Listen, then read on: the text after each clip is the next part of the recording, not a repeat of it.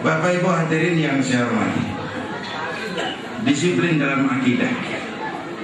Semua konteks kehidupan beragama itu muaranya disiplin. Kita masih bersyukurlah kita di Jakarta Selatan, bagi daerah Pelkan Mampang masih banyak ustaz, banyak kiai, banyak taklim. Alhamdulillah masih bisa jaga gawang. Penyakit masyarakat kita yang agak kronis ini 3: kudis, kurak, kutil. Kudis, kurak, kutil. Sumber penyakitnya 1, kuman. Kudis kurang disiplin, kurak kurang rapi, kutil kurang teliti. Sumbernya kuman, kurang iman. Ini mah nggak pakai kitab nih, ilmu takatik aja nih mah. Emangnya kitabnya apa tuh? Kagak, ilmu takatik aja nih mah. Pertama kudis, kurang disiplin. Kita ini bangsa yang disiplinnya rendah. Padahal semua konsep keagamaan kita pokoknya disiplin. Syahadat, disiplin akidah. Sholat, disiplin waktu. Puasa Ramadan, disiplin makan minum. Biar kata halal, kalau belum waktunya mah jangan. Itu kan disiplin. Ramadan itu tempe halal habis maghrib, tahu halal habis maghrib, air kelapa halal habis maghrib, bini sendiri halal habis tarawih. Nafsu bener kok. Biar halal, kalau belum waktunya jangan. Itu kan disiplin. Ketika perintah puasa pertama diturunkan, sahabat-sahabat menyangka siang malam kagak boleh bergaul sama bini. Ada yang nyerempet-nyerempet. Terus bang Zohor kumpul kongko di Madinah di masjid tuh.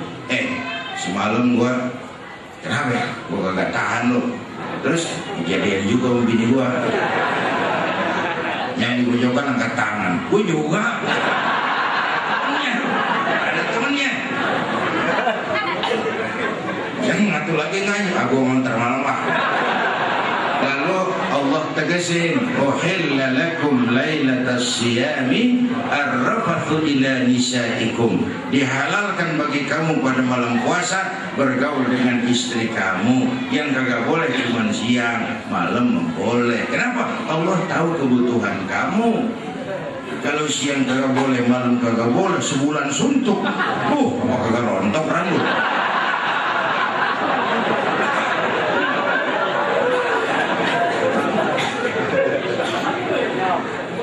Disiplin. Yang kedua, penyakit kita kurang rapi. Kita bisa bangun masjid, menata masjid, kalah sama gereja. Tuh gereja tetangga saya Melawai itu Blok M, saya lihat kegiatannya Caban Sari itu. Rabu kebaktian remaja, Sabtu kebaktian kaum ibu, Minggu pelayanan umum, Senin ada lagi, Selasa ada lagi. Masjid saya di sana kadang-kadang kampung saya Jumat jam 10 buka, Jumat jam 2 tutup. Buka lagi Jumat depan. Laba yang paling nyara. Kita bisa bangun rumah sakit Islam, bersaing, kalah sama Omni, kalah sama rumah sakit Kristen. Berapa banyak rumah sakit Islam akhirnya jadi rumah Islam sakit. Berapa banyak madrasah kita nasibnya la yamutu wa la yahya, la yamutu wa la yahya, tidak bermutu karena kurang biaya.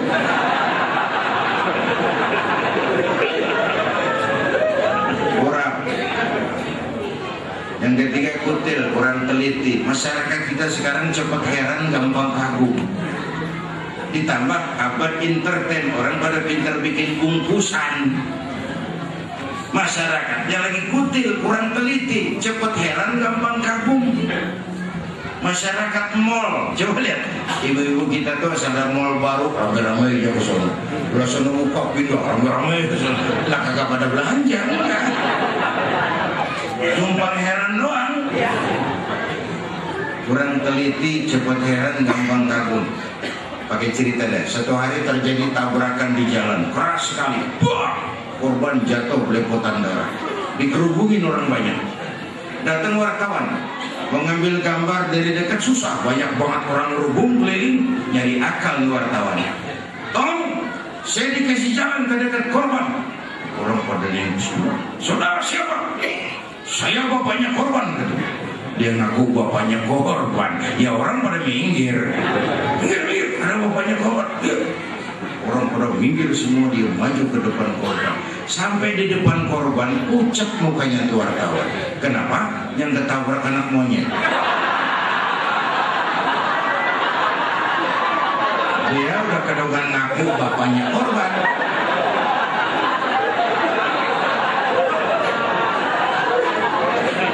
Jadi apa pesan cerita ini? Kalau belum kenal bener mah jangan buru-buru ngakuin. Ya, kalau belum kenal bener mah jangan buru-buru ngakuin. Ya kagak tahu yang ketabrak siapa. Saya bapaknya korban loh, makan lo jadi bokong monyet. Kalau belum kenal benar, jangan buru-buru ngakuin. Ini apa entertain, orang pada pinter bikin bungkusan. Rakyat jeli, cerdas. Bapak Ibu hadirin, baik, itu yang pertama. Apa yang mau kita contoh? Ibadah. Kenapa kita mencontoh? Karena kita perlu Allah. Ya, itu. Waktu guru saya Kiai dan Khalid wafat, saya orang ajak orang baca Fatihah. Tapi saya ke belakang. Ada pengusaha teman saya agak sekuler memang nyamperin saya. Kiai, kenapa? Saya cuma pengen kepastian. Pastian kenapa? Emangnya orang mati dibacain Fatihah nyampe pahalanya? Saya bilang begini aja mas, ente kalau nggak percaya mati aja dulu dah. Ntar kan gua bacain Fatihah, lu tungguin di sana.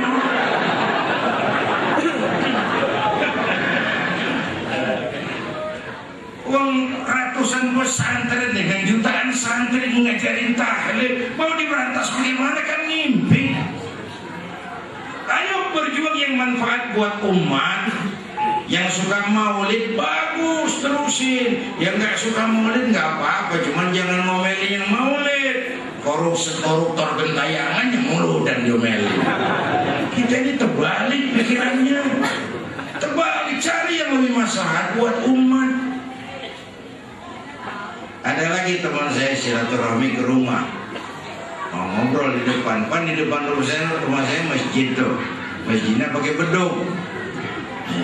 Ya, masjidnya bagus ini. Ya, masjid di kampung. Tapi pakai bedung itu, pakai. Kan bid'ah tuh. Kata siapa? Katanya.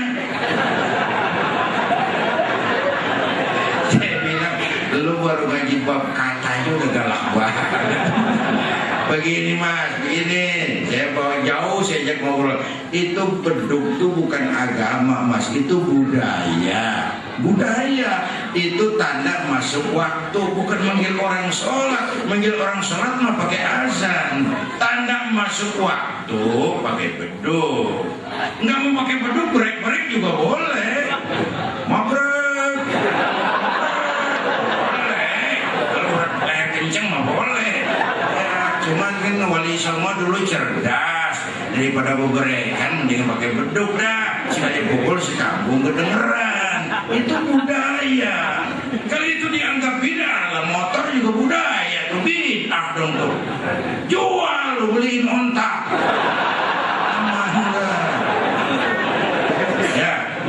Ya, handphone bid'ah tuh, jual.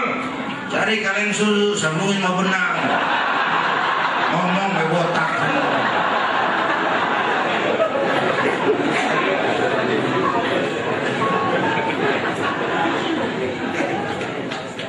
Hormati pendapat orang. Kalau pendapat kita kepengen dihormatin orang, itu aja rumusnya. Bapak Ibu hadirin yang saya hormati, begitulah Nabi membangun semangat kebersamaan. Ringan sama dijinjing, berat sama dipikul, duduk sama rendah, berdiri kita sama tegak. Sehingga Nabi kita memberikan contoh. Coba orang paling dekat dalam perjuangan Nabi di awal-awal itu 5 kan. Saya mau bilang kampung anget bang kalau ada yang dituain. Ya, kampung anget kalau ada yang dituain. Namanya itu kampung punya Abu Bakar. Jangan di situ kalau mau mabok. Apa mau? Kagak enak mau bang Ano. Nah lumayan tuh, lumayan ada yang dituain.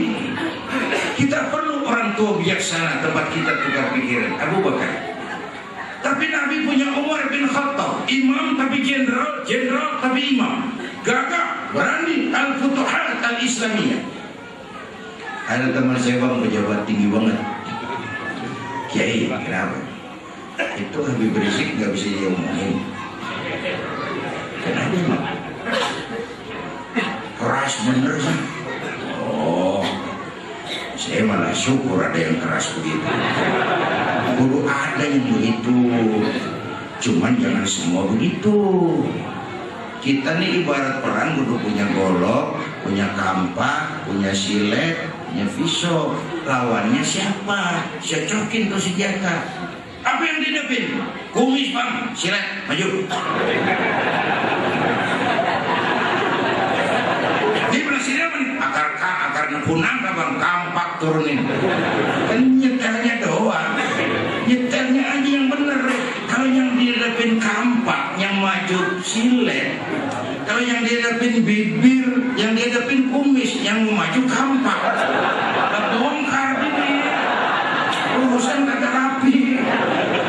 Ya. Penari yang baik mengerti irama gendang, Bang. Penari yang baik ngerti irama gendang. Jangan berbisik kepada orang tuli, jangan orang buta diajak senyum. Bagus maksudnya, cuman kan ada mubazir. Dia kagak paham. Senjata yang bagaimana aja kita kudu punya, tapi nyetelnya yang bener. Nyetelnya semua ustaz juga kita perlu. Yang halus, lembut kita perlu, yang keras perlu supaya kita kagak tidur. Satu sama lain saling ngelengkapin. Jangan nama ustaz yang ngajar fikih ngenyek apaan bang. Ini hari masih ngaji bab istinja, pengen air mau jadi rame. Janganlah, kita perlu saling melengkapi. Hidup tuh jadi enak kalau kita saling melengkapi, saling menunjang.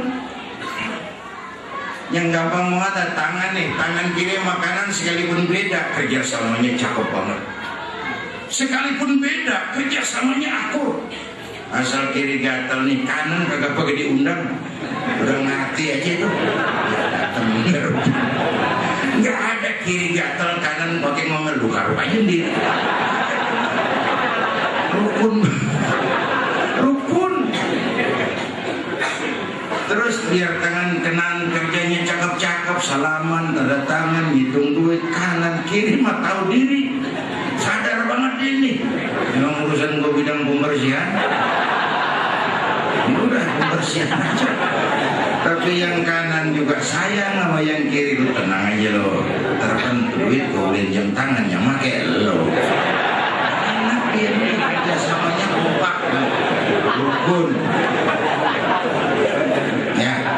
Kita perlu punya Umar bin Khattab, tapi nggak cukup. Nabi juga punya Abu Bakar. Ada yang gagah, berani, ada yang bijaksana. Terus apa lagi? Nabi punya Utsman bin Affan, pengusaha tapi santri. Nah, kita perlu punya Utsman. Masjid cepat rapi kalau banyak Utsman tuh di kampung.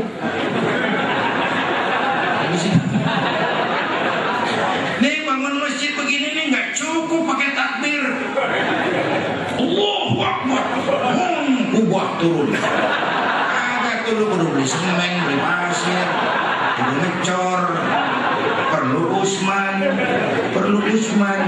Ini mau udah begini nih, kudu ada perlu Utsman nih. Ya, Utsman. Perlu majelis taklim kita yang mingguan itu perlu punya Utsman supaya maju. Gurunya sejahtera. Kalau ngarepin jamaah yang ngaji 3 pojokan. Atau ngempetnya atau uang. Udah pegal banget gitu deh. Kadang-kadang saya kasar, saya bilang kita nih kadang-kadang lebih ngargain burung beo daripada ustadz yang ngajarin kita. Di musola tuh baca kitab, burung beo bisa ngomong dikit banget. Assalamualaikum, ngerti kagak, fasih kagak, beo tuh. Assalamualaikum, sejuta. Beo, ngerti kagak, fasih kagak. Assalamualaikum, sejuta. Ustadz ngajar di musola, baca kitab selembar, Assalamualaikumnya cakep, meniran mulut, pulang 16.000.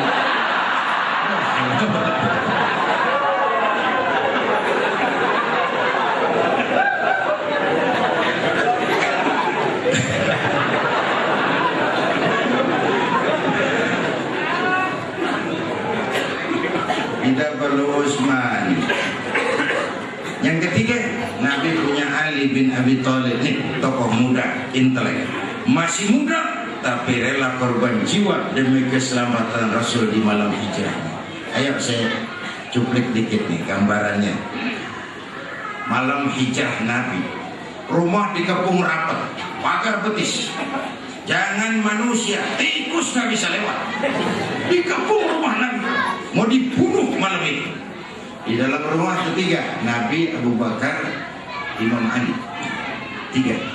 Nabi tahu rumah dikepung. Sore, jam 10, jam 11. Nabi bilang, Abu Bakar, saya ya Rasul. Ayo kita berangkat hijrah. Baik ya Rasul. Ali, saya ya Rasul. Kamu gantiin saya. Apa ya Rasul? Tidur di tempat tidur saya. Baik ya Rasul. Fi amanillah. Berangkatlah Tuhan dengan selamat. Saya tidur di tempat tidur Tuhan. Tidur di tempat tidur Nabi pada malam rumah dikepung. Karena memang tempat tidur sasarannya. Dan Imam Ali tahu itu resikonya nyawa. Dan waktu itu beliau belum kawin, masih lemah, masih muda. Baik ya Rasul, berangkatlah. Saya akan tidur di sini, menghadang maut artinya. Beliau enggak, jangan saya Nabi, Abu Bakar yang tua Anda.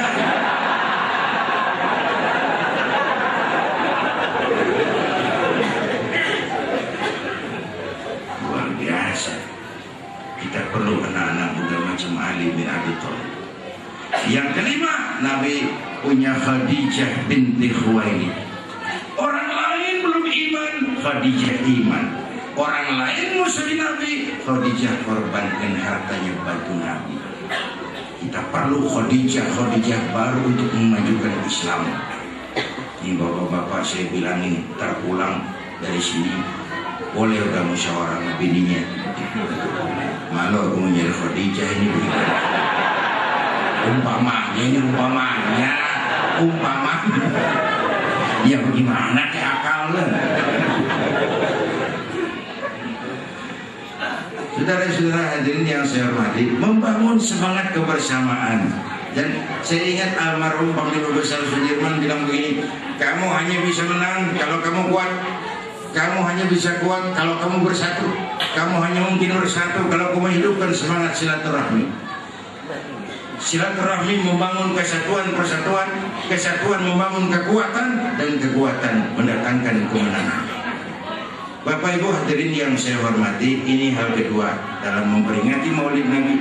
Yang pertama ibadahnya, yang kedua perjuangannya membangun kebersamaan. Yang ketiga yang kita jadiin contoh, akhlaknya. Pertama, akhlak kepada Allah luar biasa. Saya bilang tadi, dosanya udah diampunin, tapi sujudnya kalau malam bengkak kakinya karena rajin sujud.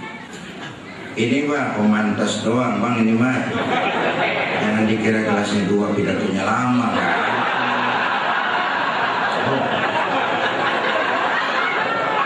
Melihat kelasnya 2, lama deh. Ember lu taruhin.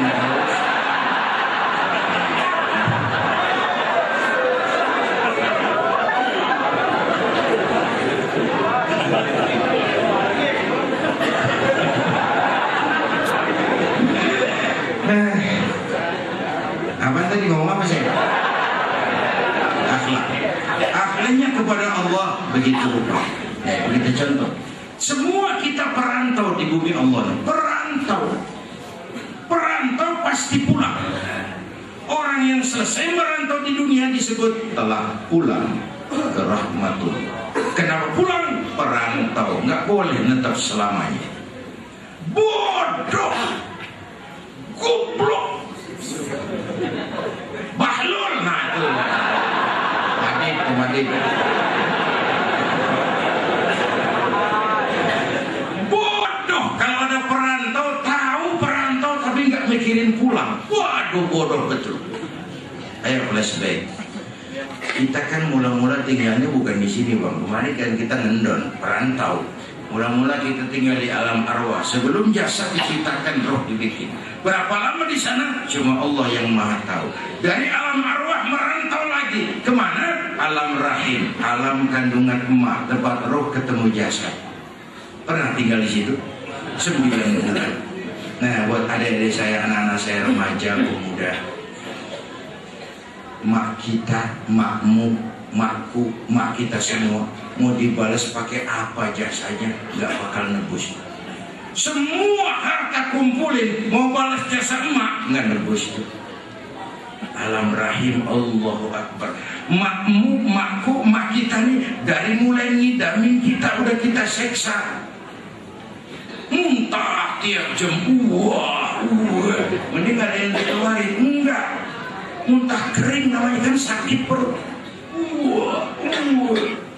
Yang dipengenin yang kagak musim, namanya orang idam. Tengah malam pengen megang pala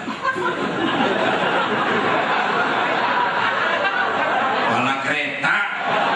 Wah, heran lu jorok amat lu.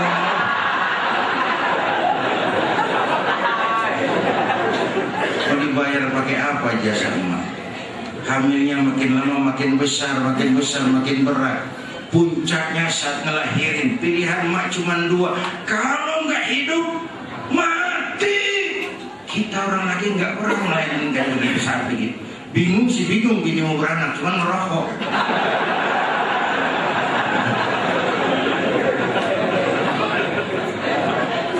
Saat ngelahirin pilihan cuma 2, kalau nggak hidup mati.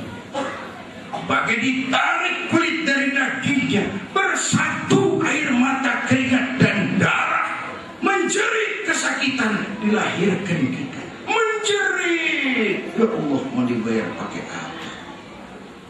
Bagaimana nggak ngejerit emak? Masuk 3 on keluar 3 kilo.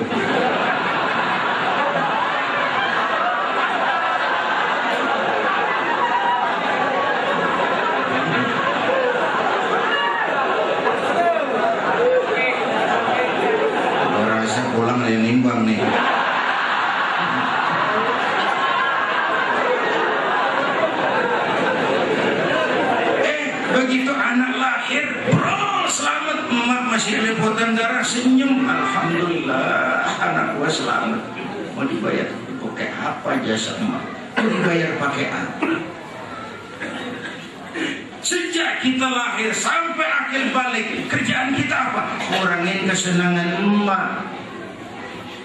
Tidurnya kurang lantaran jagain kita. Ya, kita sakit, emak lebih sakit lagi. Mak lagi makan enak-enak, kita di pangkuannya. Apa marah emak? Enggak, malah bilang, anak gua tainya cakep. Tai cakep.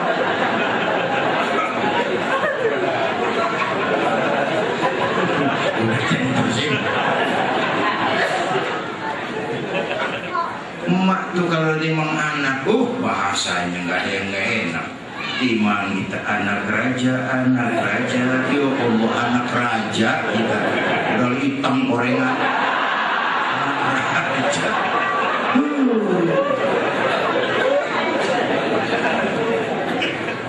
Makanya ziarah bagus, Keramat Empang Bogor bagus, Keramat Luar Batang bagus, Hasanuddin Banten bagus, Syarif Hidayatullah Cirebon bagus.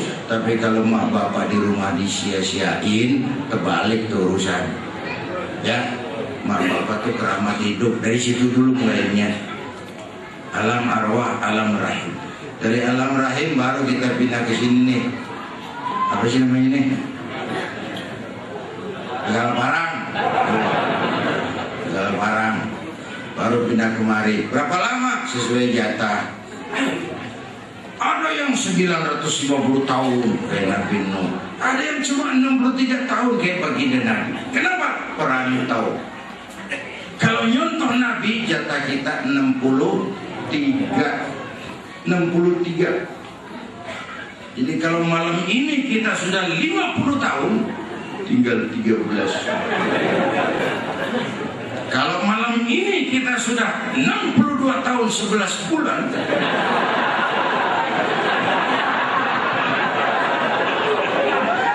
harap makannya enak-enak, Pak. Wah, saya masih muda, Pak. Bukan itu urusannya. Maut mah aneh. Kadang-kadang ngomongnya seger banget, cucu mati. Ya, sebulan lalu Haji Mas Said masih muda, ganteng, mati. Haji Mas Said mati. Sampai sekarang.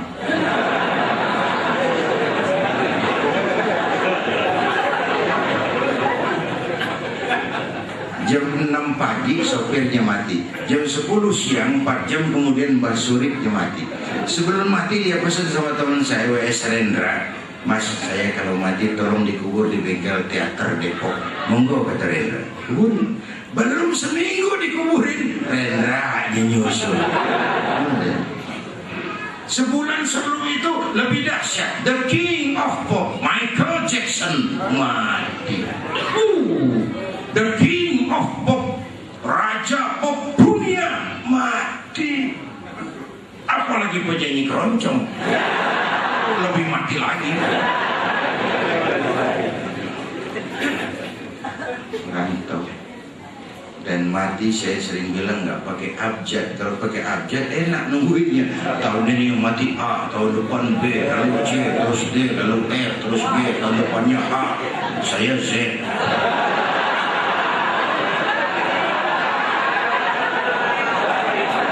Repot tuh, nggak ada yang ngurusin. Orang udah pada habis.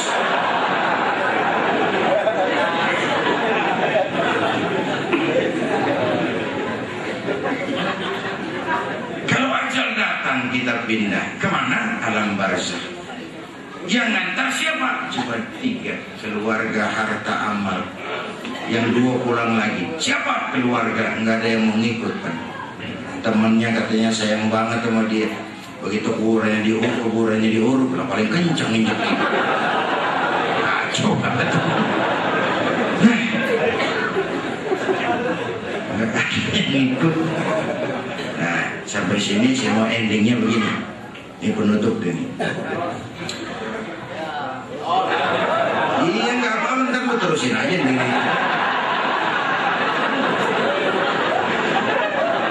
Begini. Saya Nudin MZ nih. Kalau ngarepin masuk surga pakai amalan yang saya kerjakan sendiri, rumah-rumahnya tipis harapan. Bener nih, bener. Sholat saya berapa banyak saya tahu. Sedekah saya berapa duit saya tahu. Dosa saya berapa banyak saya tahu. Terus saya baca sejarah. Nabi Adam dosanya atuh. Nabi Adam makan buah khuldi, dikeluarin dari surga. Nabi Adam dosanya atuh, dikeluarin dari surga. Kita dosa banyak, pengen masuk. Wah, kakak semua nggak mau itu. Nah, untung, ini saya masuk 2 hal. Untung Allah Tuhan kita bukan Tuhan pendendam. Allah Tuhan kita Tuhan yang ramah dan penuh rahmat. Manusia, dosamu banyak, tapi lihat rahmatku lebih banyak. Manusia, dosamu besar, tapi lihat ampunanku jauh lebih besar. Kau nangis di hadapanku, aku senyum memandangmu. Kau berjalan menujuku, aku lari menyambutmu. Jadi kalau kita insya Allah sampai ke surga, amin, itu karena rahmat Allah. Ya, sombong orang kalau dengan amalnya dia merasa bisa sampai ke surga. Emang berapa duit surga? Karena rahmatnya Allah. Aduh. Yang kedua yang bikin hati kita besar tuh syafaatnya Rasulullah. Ya, ini cerita kiamat nih. Dia mau ngurangin syafaat soalnya nih. Itu saudara-saudara, alam ini nanti hancur sehancur-hancurnya. Pernah lihat film-film fiktif kan, Kiamat 2012 ya, filmnya ada yang namanya the last day of the world. Ada lagi the deep impact. Ada lagi udah bodoh dah bilang tentang kiamat itu nanti alam ini kan hancur sehancur-hancurnya, bumi gempa, gunung meletus, air laut tumpah ke darat, halilintar menyambar, angin topan bertiup, planet-planet bertabrakan, semua yang hidup mati bareng tanpa persiapan. Allah Akbar. Jadi waktu ada teman saya bangun pesantren, meletakkan batu pertama diminta saya, terus dia bilang, Kiai doakan supaya pesantren kita jalan terus sampai hari kiamat. Saya bilang jangan, serem. Kamu mengalami begini aja. Mudah-mudahan pesantren kita ini jalan terus sampai kira-kira kiamat kurang seminggu kan. Ada aman.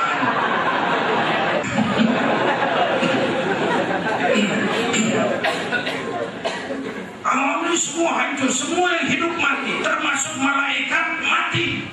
Tinggal Allah sendirian. Allah patroli. Limanil mulkul yaum. Siapa penguasa hari ini? Mana Namrus? Mana itu Hitler? Benito Mussolini? Nongol kalau emang Tuhan. Ada yang nyaut, ada rebah semua. Allah lalu berseru-seru, La ilaha illa ana. Ternyata gak ada Tuhan lain selain aku. Allah nyombong. Waktu itu Allah nyombong. Kalau Allah nyombong udah pantas aja udah. Emang kagak lagi sih. Makanya diskusinya bilang al-kibriya'u libasi. Sombong itu pakaianku.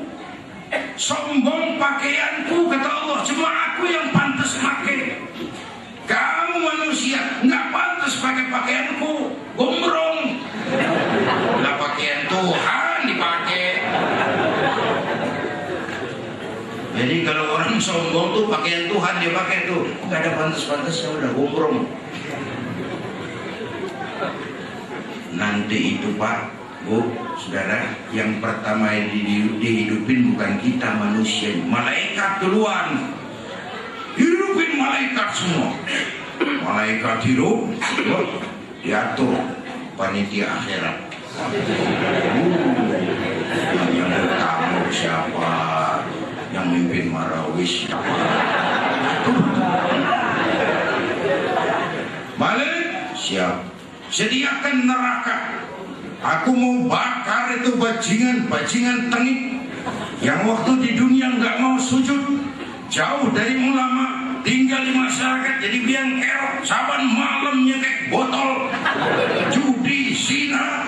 Siapkan neraka. Baik. Ridwan, iya. Sediakan surga. Aku mau balas hamba-hambaku yang waktu di dunia rajin sujud, dekat dengan ulama, tinggal di masyarakat menebarkan kebajikan, santun kepada yatim, suka menolong orang yang perlu pertolongan.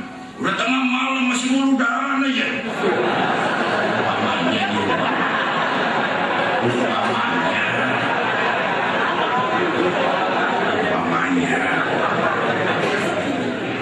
Baik ya Rabb. Jibril, Mikail ke surga. Untuk apa ya Rabb?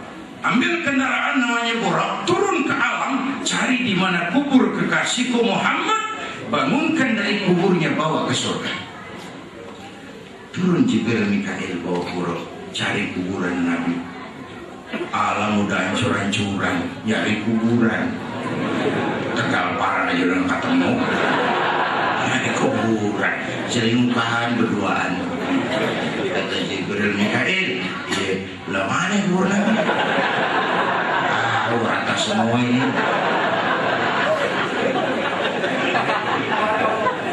Dua-duanya sujud, mohon pertolongan Allah, sujud.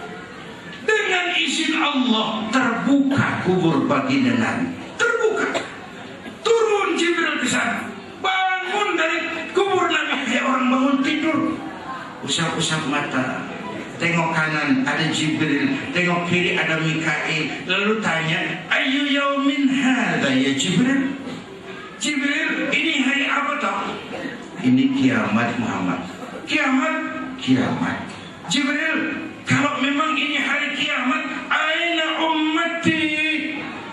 Umat saya mana Jibril? Umat saya mana? Allahumma shalli alaihi wa sallam. Belum pernah ada seorang pemimpin yang begitu besar cintanya kepada umatnya dari dunia sampai akhirat. Bangun dari kubur, tahu kalau hari kiamat, yang ditanyain pertama kita nih, umat saya mana? Maksudnya kalau saya yang dibangunin duluan lain. Hari apa Jibril? Kiamat Zainuddin. Bini gua mana Jibril?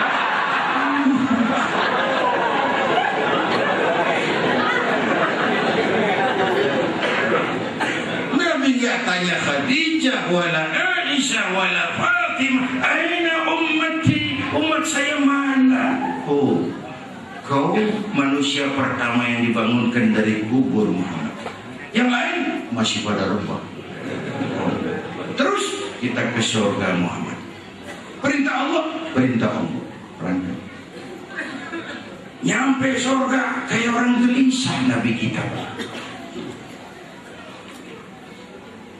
Mondar mandir, mukanya nggak cerah, kayak orang nggak betah, resah, gelisah. Yang punya surga kan jadi kagak enak liatnya. Ya Muhammad, labbaik ya Rabb. Nggak enak di surga. Enak.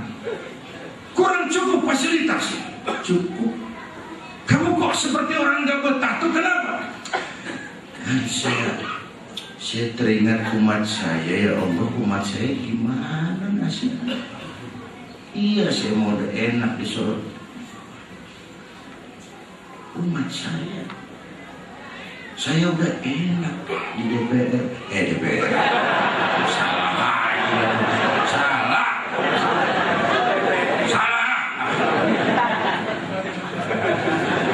Iya, saya udah enak di surga. Surga kursi empuk, gaji cukup, dapat mobil, dapat rumah. Nih umat saya yang lagi kampanye pada kepanasan. Jadi mau kamu? Saya minta izin keluar dulu ya Rob. Udah di surga minta izin mau jenguk kita. Allahumma sholli alaihi. Nah, episode berikutnya kiamat di kebangkitan. Manusia dihidupkan semua, kebangkitan. Allah Karim, saya nggak bisa bayangin. Jumlah manusia yang nongkrong di muka bumi kan sekarang 6 miliar. Yang hidup doang nih 6 miliar. Cina berdua, India 2,5 miliar. Cina 1,5, India 1. Berdua dia 2,5 miliar. Itu kalau kencing bareng. Anjir. Ini manusia dari awal sampai akhir berapa puluh miliar di padang mahsyar. Bangkit kumpul, bingung, resah, gelisah, mau diadilin di padang mahsyar. Bingung, resah, gelisah, panik, mau diadilin. Sekelompok bergerombol di pojokan ngobrol. Mas, kita mau diadilin ini. Ya, terus gimana? Ya kemana kayak nyari bantuannya? Kemana? Tendang guyung. Begini, kita kan umat Nabi Adam nih.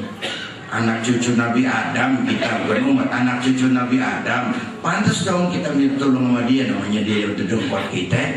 Kita minta tolong sama dia yuk. Nah, cocok. Ayo cari yuk. Berangkat cari Nabi Adam. Pada bosan. Ya Adam, anta abal bashar. Adam, Tuhan bapakmu yang manusia, kami anak cucu kamu Adam, kami mau diadilin di padang mahsyar. Tolong kami Adam, tolong. Nabi Adam, orang iso mas. Aku deh ngumpet loh jadi rombongan Jawa nih. doain aja lah. Saya dulu nggak boleh makan buah khuldi, saya makan. Tanggung jawab juga. Nabi Nuh kali itu, Nabi Nuh jawara tuh, dia bisa buat Nabi Nuh. Cari Nabi Nuh. Nuh, tolong kami Nuh, kami mau diadilin di mahsyar ini. Kata Nabi Nuh, tetiasa bang lah, di gelir aja nama. Ngomong Ciamis.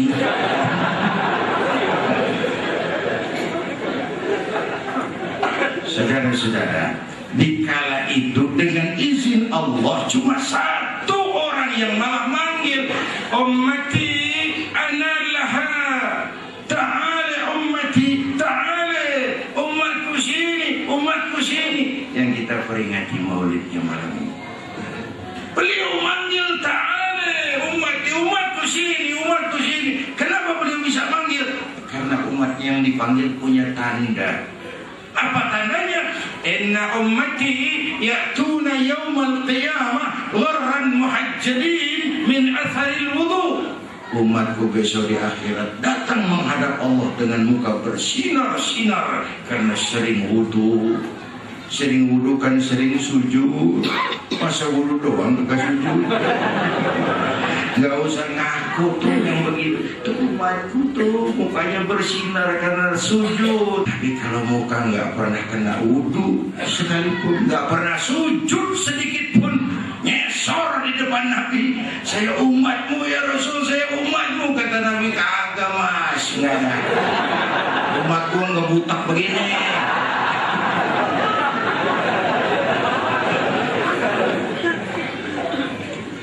Saudara-saudara, mudah-mudahan kita semua mendapat syafaat. Tapi kurang saya mohon maaf. Terima kasih. Usikum wa iyaya bitaqwallah. Wassalamualaikum warahmatullahi wabarakatuh.